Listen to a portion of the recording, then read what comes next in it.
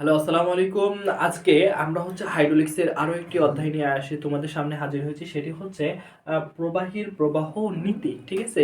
প্রবাহীর প্রবাহ নীতি। প্রবাহী তো আমরা আলোচনা করেছি এবং প্রবাহ নীতি, আসলে প্রবাহ নীতিটা দ্বারা কি বোঝায় সেটা আজকে আমরা বুঝবো এবং এখান থেকে আমরা কিছু দুইটা প্রমাণ আছে, সেই প্রমাণগুলো করার চেষ্টা করব। প্রবাহ নীতিটা হচ্ছে যে এমন একটা নীতি যেটা হচ্ছে যে পাইপের মানে কোনো একটা মাধ্যমে যদি প্রবাহ হবে, পানি অথবা ফ্লুইড যেটাই হোক না কেন, কোনো একটা মাধ্যমে কি হবে, প্রবাহিত হবে। এখন যে মাধ্যমে প্রবাহিত হবে, ধরে নিলাম একটা পাইপের মাধ্যমে কি হচ্ছে, প্রবাহিত হচ্ছে পানি। ধরে নিলাম কোনো একটা পাইপের মাধ্যমে কি হচ্ছে, পানি প্রবাহিত হচ্ছে। ঠিক আছে? সেটা যে কোনো মাধ্যমে হতে পারে। ঠিক আছে?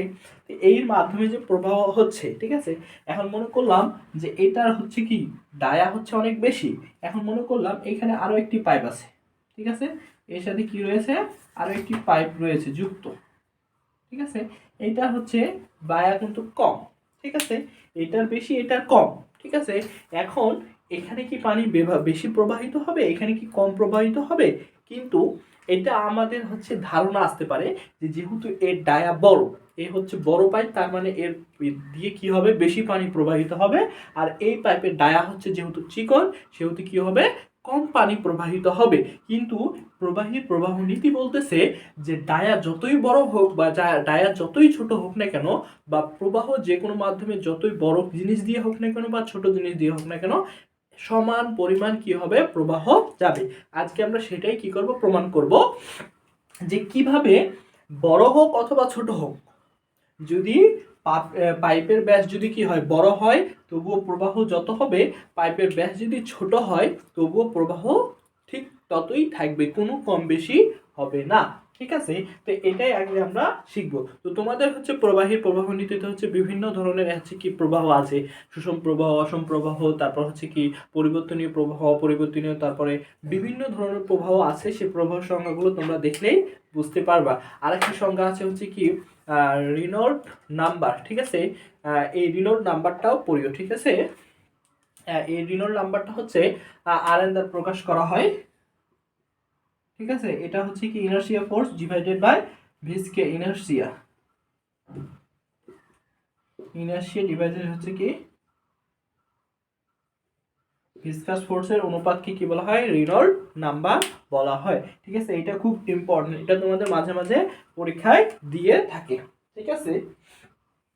তাহলে সর্বপ্রথম আমরা যেটা দেখবো সেটা যে একটা পাইপের মধ্য দিয়ে কি পরিমাণ কি যায়, প্রবাহ যায়, বা একটা পাইপের মধ্যে দিয়ে কি পরিমাণ তরল প্রবাহিত হয় সেটা আগে আমরা দেখব।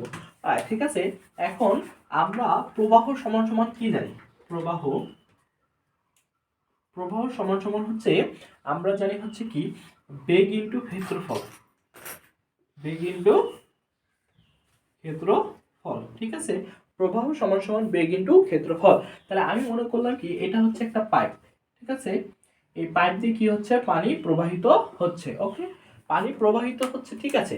এখন আমি মনে করলাম এই যে পানি প্রবাহিত হচ্ছে, এই পানির প্রবাহ বেগটা আমি ধরলাম কি ভি মিটার পার সেকেন্ড। ওকে, আর এটার যে ক্ষেত্রফল, এই ক্ষেত্রফলটাকে ধরলাম এ। ওকে, বেগকে ধরলাম ভি আর ক্ষেত্রফলকে ধরলাম এ। তাহলে এখন আমাদের কি পাচ্ছি বলো দেখি, বেগ পাচ্ছি কি, বেগ পাইলাম ভি, আর ক্ষেত্রফল আমাদের কি, ক্ষেত্রফল এ। আর প্রবাহকে প্রকাশ করা হয় কিউ দ্বারা। তাহলে এখন আমরা প্রবাহ কিউ সমান সমান কি লিখতে পারি, A V metre per second. আমরা কি যেহেতু বেগ পাইলাম ভি মিটার, আর ক্ষেত্রফল কি মিটার স্কয়ার, তাহলে আমরা এককটা, এটা হবে না, একক হবে কি, এককটা দেখো, যেহেতু ক্ষেত্রফল এ, ঠিক আছে, এখানে বড় হাতের এ, যেহেতু ক্ষেত্রফল এ, এ ইনটু ভি, এ কি আমাদের মিটার স্কয়ার, আর ভি কি মিটার পার সেকেন্ড, তাহলে কি আসতেছে মিটার কিউব পার সেকেন্ড। ঠিক আছে? তার মানে এটার একক মিটার কিউব পার সেকেন্ড। এটাই কি আমাদের প্রবাহের হার, কিউ সমান সমান এ ক্ষেত্রফল, ভি বেগ। ঠিক আছে? এখন কথা যে এই প্রমাণটাও মাঝে মাঝে তোমাদের পরীক্ষায় এসে থাকে। আরো একটি প্রমাণ প্রবাহের ধারাবাহিক সমীকরণ। ঠিক আছে? প্রবাহের ধারাবাহিক সমীকরণ। এই যে প্রবাহ নীতি আমি একটু আগেই বললাম যে পাইপের ডায়া বা হচ্ছে কি পাইপ বড় হোক অথবা ছোট হোক প্রবাহ কি হবে সমান হবে, সেইটাই আমরা এখন একটু প্রমাণ করার চেষ্টা করি। মনে করলাম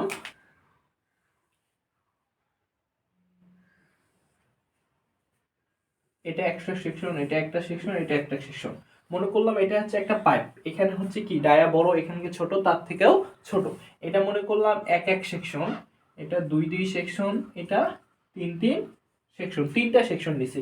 প্রথমে বড়, তারপরে ছোট, তারপরে ছোট। আমরা দেখব যে প্রত্যেকটা সেকশনের প্রবাহের হার বা নির্গমনের হার হচ্ছে কিউ কি হবে সমান হবে। এখানেও কিউ যা, এখানেও কিউ তা, এখানেও কিউ তা। ঠিক আছে, এই প্রবাহটা তোমাদের খুব আসে।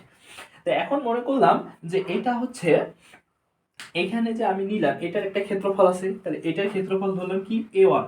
ঠিক আছে, এখন এখানে কি অবশ্যই পানিগুলো এই দিক যদি যায়, ঠিক আছে, এই দিক যদি যায় তাহলে এটার বেগ আছে, এখানে একটা বেগ পাবো, সেটাকে ধরলাম v1। ওকে, তাহলে এখন এটার কি ক্ষেত্রফল কি, যেহেতু পাইপের ডায়াটা ছোট তাহলে ক্ষেত্রফল আলাদা আসবে। মনে করলাম এটার ক্ষেত্রফল a2, তাহলে এখানকার বেগ কি হবে আলাদা হবে, তাহলে সেটা ধরলাম v2, এটাকে ধরলাম a3, এটাকে v3। ঠিক আছে, এখন এক এক সেকশন, এক এক সেকশনে কিউ কি হবে, এক এক সেকশনের হচ্ছে কিউ প্রবাহের মান আমরা কি জানি যে ক্ষেত্রফল ইনটু বেগ।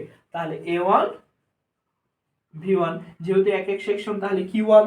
এবার এক এক সেকশন গেল, এবার দুই দুই সেকশন, দুই দুই সেকশনে কি হবে প্রবাহ কি হবে q2, q2 সমান সমান কি হবে a2 v2 গেল।